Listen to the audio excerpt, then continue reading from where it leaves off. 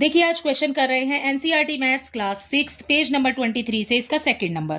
The second question is in each case determine which angle is greater and why. आपको हर एक case में बताना है कि कौन सा एंगल ग्रेटर है। ठीक है, केसेस आपको बच्चे 3 पार्ट में दिए हुए हैं यहाँ पर। ठीक है, आगे आपको क्वेश्चन में बोला है discuss with your friends and on how you decide which one is greater. ठीक है, आपको कैसे डिसाइड करोगे कि ये बड़े हैं। ठीक है, आपको बताना है which one is greater. First दिया है आपको angle A O B. Angle A O B बच्चे ये बन रहा है पूरा हमारा। ठीक है, और एंगल एक्स ओ वाई, तो आपने किस किस में देखना है कि कौन सा बड़ा है, ए ओ बी में और एक्स ओ वाई के अंदर। ठीक है, एंगल ए ओ बी देखो आपको पूरा इस टाइप से दिया हुआ है, एक्स ओ वाई आपको इस टाइप से दिया हुआ है। तो आप क्लियरली देख रहे हो बच्चे कि एक्स ओ वाई जो है वो एंगल ए ओ बी के अंदर बना हुआ है। ठीक है, so angle A O B का पार्ट हो गया एक्स ओ वाई। ठीक है, सो यहां हम लिख देंगे angle A O B is greater than X O Y. ठीक है, because X O Y is a part of angle A O B. ठीक है, सो यहां पर आपको फिगर देख करके बच्चे आपको आंसर देना है, तो फिर पहले फिगर में समझ लेंगे। ठीक है, अगला देखिए एंगल ए ओ बी और एक्स ओ बी। ठीक है, कौन सा बड़ा है आपको बताना है इसमें भी।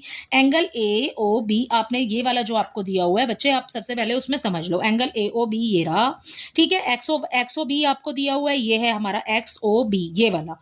ठीक है, एक्स ओ बी और ए ओ बी, देखो ए ओ बी तो पूरा है और एक्स ओ बी आपको क्लियरली नजर आ रहा है कि वो छोटा है, because this is the part of X O B is the part of angle A O B. तो हम यहां पर अगेन फिर से यही लिख देंगे A O B greater than X O B. ठीक है, because X O B is a part of angle A O B. Right, इसका थर्ड पार्ट देखिए, इसके थर्ड पार्ट में बच्चे आपको दिया हुआ है एंगल एक्स ओ बी और एक्स ओ सी। ठीक है, एंगल एक्स ओ बी और एक्स ओ सी आप देख रहे हो इस वाले फिगर में।